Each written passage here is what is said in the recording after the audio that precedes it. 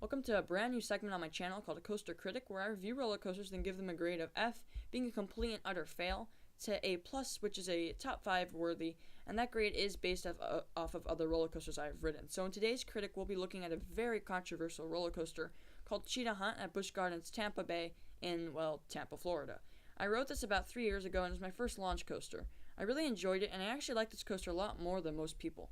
A lot of people consider this coaster overrated, however, so many people are calling it that. It's become more or less underrated. I feel like everyone hates this coaster. This is an interesting coaster because it's borderline family with thrill. It has inversions, it has 3 launches and somewhat decent stats, but its ride composes of pretty slow elements and bank turns. It's honestly a perfect balance of intensity and calm. To start off, it has a maximum height of 102 feet and a maximum speed of around 60 miles per hour.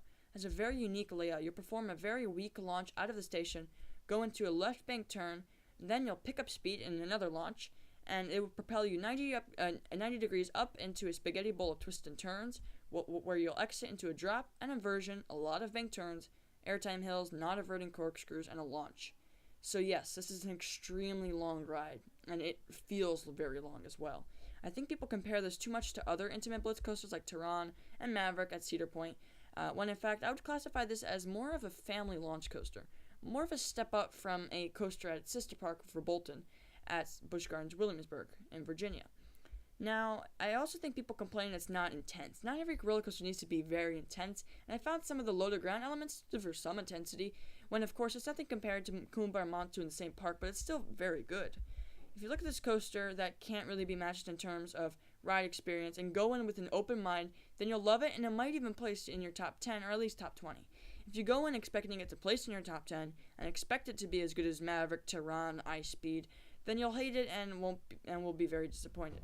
I don't have really any issues with the coaster. I wish Busch Gardens would give it the Intamin softer strains as Kings Dominion, Cedar Point, and Hershey Park have done with their Intamin coasters, but that's a minor thing. As a small guy, Intamin hard restraints don't typically bother me, and I can see how the coaster experience would be more graceful with softer restraints, but whatever. In terms of where you should sit, I would actually recommend the front, and here's why. This coaster is extremely scenic, and there is a point on the experience where you're snaking in and out through a canyon with water effects, and if you sit near the back, you don't really get to look around as much. There's only 6 rows, so the ride experience can only be so different, but if you're only to get one ride on it, definitely sit in the front, especially because lines for this do get very long, and it is Florida where basically everything is crowded. Anyway, for a final grade, and I know people are going to be very, very upset by this, I'm going to give this coaster a final grade of B+.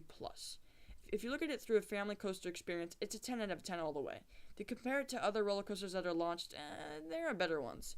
Balance those out, and I can assure this ride is a B+. While that may not seem so good, keep in mind even an A- is very good for a coaster like this, which is meant to just be fun. I feel like that's a good score. Well, that wraps up today's video. I hope you enjoy. My name is Coaster Cupcake, and I will see you all in the next video. Bye, everyone.